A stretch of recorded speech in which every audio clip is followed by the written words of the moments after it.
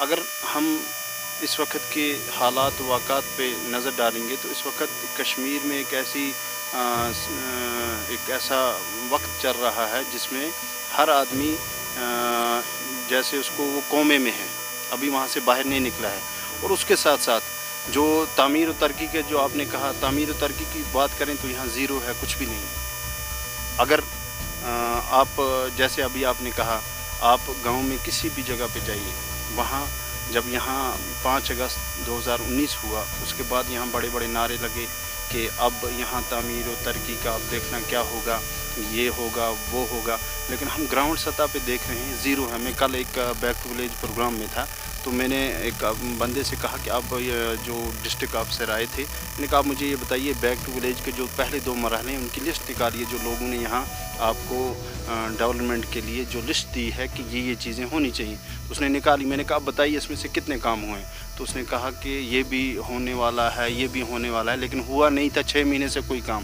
تو that means اس سے انسان آپ خود بھی اندازہ لگا سکتے ہیں. جیسے اگر ہم بانڈی پورہ کی بات کرتے ہیں، آپ یہاں کسی بھی پہاڑی علاقے میں جا کے دیکھیے، وہاں آپ گاڑی لے کے جائیں گے، واپسی پہ گاڑی بھی صحیح نہیں آئے گی. وہاں آپ اگر حاملہ خاتون لے کے کوئی گاڑی میں چلے گا تو وہ ہاسپٹل تک پہنچ نہیں پائے گی. یہاں ہاسپٹل کی بات کیجئے بانڈی پورہ کے ہاسپٹل 11 سال سے جوں کی توں ہے. وہ سیاست کی نظر ہے یا کیا ہے، ابھی تک وہ نہیں کھولی گئی ہے. تو جب ہم مین فیسلٹی جو ہے انسان کو جینے کی جو ضرورت ہے اس سے محروم ہے، اس سے محروم ہے، تو آگے ہم کیا توقع رکھ سکتے ہیں؟ یہ آخر کار اس میں آپ کو کیا لگتا ہے کوتاہی ہو رہی ہے سرکار کے دوبارہ یا پھر ڈسٹرکٹ ایڈمنسٹریشن اس پہ لوز ہے؟ جیسے ابھی بیک ٹو تھرڈ سے ہم چل رہے ہیں، لیکن پہلے میں کام نہیں ہوا، دوسرے میں کام نہیں ہوا، اب تیسرے میں وہ لوگ دکھا رہے ہیں ہم نے یہ کیا، ہم نے وہ کیا. آخر کتنا زمینی سطح پہ کتنے کام ہوئے ہیں؟ آپ دیکھیے اگر زمینی سطح پہ دیکھا جائے تو یہاں زیرو کے برابر کام ہے. آپ بیک ٹو ولیج 2 مرحلے دیکھیے، 2 مرحلے میں سے ایک 2 کام بھی کہیں نہیں ہوئے ہیں. تو ایڈمنسٹریشن کے پاس جب انسان چلا جاتا ہے، میں بہت سی مرتبہ گیا، جب وہاں بات کرتا ہے انسان کسی ڈسٹرکٹ لیول کے افسر سے، ڈی سی صاحب سے، باقی وہ کہتے ہیں ہمارے پاس فنڈ اویلیبل نہیں ہے، ہمارے پاس یہ چیزیں نہیں ہیں.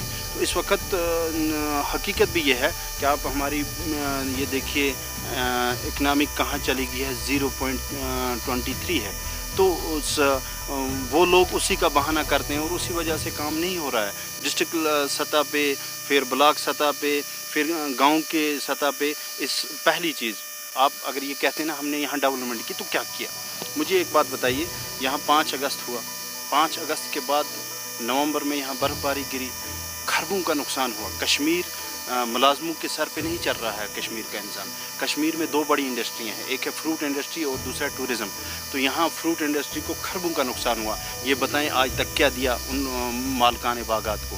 اس کے بعد ٹورزم کو اتنا بڑا نقصان ہوا، کیا دیا؟ اس کے بعد آپ دیکھیے جو بیچارے ٹرانسپورٹ والے ہیں، جو بیچارے کیجول لیبر ہیں، جو کسان ہیں، KCC لون تک معاف نہیں کیا، وہ سب اس وقت درپدر ہیں. کسی کی کوئی پرسان حال ہی نہیں ہے، کہیں کوئی پوچھا نہیں جا رہا ہے. ایک بار اور بھی ڈاکٹر صاحب آپ نے جیسے کہا کہ کوئی پوچھ نہیں رہا ہے، یہ تو بالکل صحیح بات ہے. ڈاکٹر صاحب آپ سے ایک اور سوال ہے. پیپلز موومنٹ پارٹی ایک ایسی پارٹی جس کی صدارت ڈاکٹر شاہ فیصل صاحب کر رہے تھے، اور ڈاکٹر شاہ فیصل جو رول ماڈل تھے کشمیر کے لیے نہیں بلکہ پورے جموں خطے کے لیے، لداخ کے لیے، آپ نے ان کے ساتھ کام کیا. آخر پیپلز موومنٹ پارٹی کا مشن کیا تھا؟ آپ نے اس پارٹی کو چالو کیا، پھر زمینی سطح پہ کہیں پیپلز موومنٹ پارٹی نظر نہیں آئی. جیسے آپ کہہ رہے ہیں کہ ڈیولپمنٹ نہیں ہوا ہے، یہ کافی ساری پریشانیاں کہ حالانکہ میں ایک ایسے گاؤں کی بات کروں گا، آپ بھی گئے وہاں پہ اور بہت ساری پرابلم ہے وہاں پہ. کڈارا ایک ایسا علاقہ کہ جہاں پہ ابھی تک نیٹ ورک نہیں ہے. آج ہمارے پردھان منتری جی بولتے ہیں کہ جیو ڈیجیٹل لائف ہے، انڈیا ساری جگہ پہ ڈیجیٹل ہے. تو کڈارا بھی ایک ایسا علاقہ ہے جو ڈسٹرکٹ بانڈی پورہ کا ہے، وہاں پہ نیٹ ورک نہیں ہے، وہاں پہ ہاسپٹل نہیں ہے، وہاں پہ روڈ نہیں ہے. جناب یہ کڈارا کا ایک علاقہ ہے، میں خود بھی وہاں اس سال بھی 2-3 مرتبہ گیا ہوں. وہاں سڑک پہ چھوٹی گاڑیاں لے کے انسان چل ہی نہیں پاتا ہے، یہ حالت ہے سڑک کی. اس کے علاوہ وہاں کوئی ڈسپنسری تک بھی نہیں ہے. ये कुडारा ही कि नहीं, बांडीपुरा के जितने भी पहाड़ी इलाके हैं आप उन पे देख लीजिए, ना रोड है कहीं से ही, और किसी अगर रोड किसी जगह है उसमें खड़े पड़े हुए हैं। और फिर उसके बाद आप देखिए हेल्थ की कोई वहाँ सहूलियत ही नहीं है।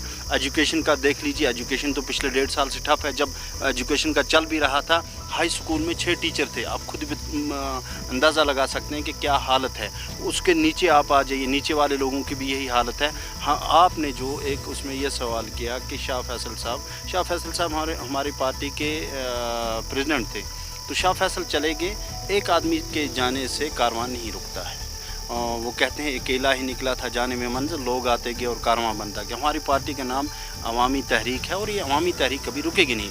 उसके जाने के बाद थोड़ी इस वक्त हमारी पार्टी के हमने नए सरबराह चुने हैं, जो प्रेसिडेंट हैं जावेद मुस्तफ़ा साहब, और उसकी क़यादत में पार्टी उसी तरह से काम कर रही है जिस तरह कर रही है।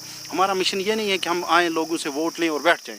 हमारा मिशन ये था, हमारे साथ जितने भी लोग जुड़े हैं वो वेल क्वालिफाइड हैं और कुछ न कुछ छोड़ गए हैं। उनका मिशन ये था, हम बेबस हूँ, हम यतीम हूँ, हम जिनके हुकूक आज तक तलफ हुए हैं, हम वो लोग जिनकी कोई आवाज़ नहीं सुन रहा है, उनकी आवाज़ बने, उनकी आवाज़ बनकर कहीं पहुँचें। और बदनसीबी ये हुई जो आपने कहा कि तब से आपने क्या किया। हमारी पार्टी को 6 ही महीने हुए थे, उसके बाद 5 अगस्त का वाक़ा हुआ। 5 अगस्त के बाद आप देखिए, हम लोग तो आज पूरी दुनिया इसमें इस लॉकडाउन में चल रही है। हम 2019 के 5 अगस्त थे अभी तक लॉकडाउन में। उस लॉकडाउन से जब निकलेंगे तब देखेंगे आगे क्या करना है। आगे आपका मिशन यह है कि आप लोगों को, जो आपकी पार्टी से होगा, आप पूरे तरीके से लोगों को दावत देंगे और अच्छे से, मतलब जो भी गांव में काम नहीं हुए हैं आप कोशिश करेंगे कि ये काम जल्दी से जल्दी हो जाएं। और जो गांव में खास करके देहाती लोग हैं जो, उनके अभी आप देखेंगे अभी बर्फ़ का टाइम आ गया, बर्फ़ पड़ेगी और लोगों को बेसिक फैसिलिटीज़ नहीं है, तो आप सरकार से देखिए, मैंने आपसे एक ही बात की कि हम इलेक्शन वोट हासिल करने के लिए नहीं आए हैं। वोट लेना हमारा मिशन नहीं है। हमारा मिशन है लोगों के दर्द समझना, दर्द दिल के वास्ते पैदा किया इंसान को। और मैं उन लोगों से भी कहता हूँ जो इस वक्त कुर्सियों पे बैठे हैं, कुर्सी किसी की नहीं होती है। उस शायर ने क्या खूब कहा है, खुदा रहम नहीं करता उस बशर पर, ना हो दर्द की चोट जिसके जिगर पर, तुम मेहरबान हो अहले ज़मीन पर, खुदा मेहरबान होगा अर्श बरी पर। हमने आपने जो कहा, इस वक्त सर्दियों का मौसम आने वाला है, किसानों की हालत बुरी है क्योंकि इस साल पहले 5 अगस्त 2019 में, उसके बाद फिर बर्फ़बारी और उसके बाद खुशक साली। आप देखिए जितने भी इलाके हैं, पहाड़ी इलाके, तमाम खुशक साली ने ख़त्म किए हुए हैं। मैं गवर्नमेंट से मुतालबा कर रहा हूँ, आपने किसानों के लिए एक पैकेज रखना है, और अगर रखा है तो कहाँ है उनका, अगर किसानों को ऊपर उठाना है। क्योंकि अगर किसान मजबूत है तो आपकी जो इकनॉमी है वो ऊपर बढ़ेगी, अगर किसान मजबूत नहीं है तो वो नीचे गिरेगी। तो किसान के लिए कम से कम इतना कीजिए, आप जो उनको KCC लोन दिए थे वो तो माफ़ कीजिए, जो आप इतने बड़े बड़े दावे करते हैं। और उसके बाद जो कैजुअल लेबर हैं, ट्रांसपोर्ट वाले हैं, इनके लिए एक पैकेज रखिए। उसके अलावा जो लोग यहाँ खुसूसन नौजवान पिछले 5 अगस्त से इस वक्त तक एक जहनी फ्रस्ट्रेशन का शिकार हो गया, पड़ा हुआ नौजवान, 5 लाख नौजवान इस वक्त बेरोज़गार है, उनके लिए कुछ सोचिए। जब बेरोज़गार नौजवान के लिए कुछ नहीं सोचते, वो पढ़ लिख के फिर वो मंशियात या बाकी कामों में वो मुलवस हो जाता है, फिर कहते हैं यहाँ अमन नहीं है। जब आपने नौजवानों को कहीं इंगेज किया नहीं, उनकी जो सलाहियत है उनके अंदर थी, जिसके लिए उन्होंने डिग्रियाँ की, वो आपने कहीं उसको यूज़ नहीं किया, वही नौजवान फिर मंशियात या बाकी कामों में मुलवस होता है, फिर ये चीज़ें आएंगी जो माशरे में होती हैं। मेरा आखिरी सवाल, कहा करते थे डिस्ट्रिक्ट बांडीपुरा में इल्म, अदब और आब, मैं आपको ट्रांसलेशन भी कर दूं, यानी इल्म भी है, तहज़ीब भी है और पानी भी अपना, फिर डेवलपमेंट नहीं, बहुत दुख लगता है।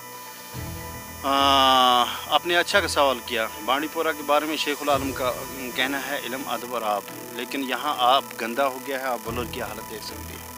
इल्म वाले जो लोग हैं, बाशूर लोग हैं, वो खामोश हैं, वो इस वक्त खामोश हैं, मसलियत है। वरना मैं आपको ये बताऊं कि ऐसी बात नहीं है। मैं एक छोटा सा एक आदमी था, लेकिन मैंने जब एक नारा लगाया इनकलाब का, इनकलाब ये नहीं, बेबसों, गरीबों और जिनकी आज तक कहीं आवाज़ नहीं पहुंची, उनकी आवाज़ में बना, तो तमाम मर्दों, मैं नौजवानों की बात कर रहा हूँ। मैं नौजवानों के लिए निकला था, फिर 5 अगस्त हो गया और नौजवानों ने मेरा साथ दिया, मेरे बुज़ुर्गों ने मेरा साथ दिया, मेरे यहाँ इलाके के जितने भी लोग थे उन्होंने मेरा साथ दिया। और मैं जब तक ज़िंदा हूँ, मैं एक ग्राउंड की सतह की जो लोगों के मसले हैं, जो लोगों की मुश्किलात हैं उन पे बात करता रहूँगा और आगे उनको लेके चलूँगा जहाँ भी हो सके, क्योंकि कल क़यामत के दिन अल्लाह ताला पूछेगा अगर हम अपने आँखों से देख रहे हैं कोई गुनाह होते हुए और फिर उस पर बात नहीं करते हैं। यहाँ इस वक्त देखिए अब करप्शन बढ़ चुकी है, यहाँ देखिए मज़दूर की कोई बात सुनने को तैयार नहीं है। तो इन तमाम चीज़ों पर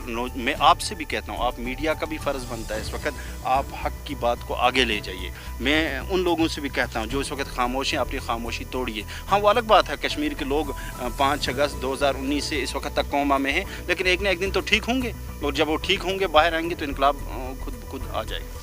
जैसे कि देखें नाज़रीन, आप मेरे साथ बात करने के लिए मौजूद थे डॉक्टर मुस्तफ़ा साहब जो पीपल्स मूवमेंट पार्टी के चीफ स्पोक्स पर्सन हैं। उन्होंने कहा कि हमारा एक ही मकसद है कि लोगों की भलाई के लिए, और हमारी पार्टी का एक ही मकसद है जो हमारे नौजवान हैं या जो बेरोज़गारी है हम उसको ख़त्म करेंगे इंशाल्लाह। आने वाले दिनों में जब भी हालात ठीक होंगे, हम अभी जो हालात हैं हमारे 5 अगस्त से, उसके बाद हम कोविड की वजह से बंद हो गई या आर्टिकल 370 की वजह से काफ़ी सारी परेशानियाँ थी।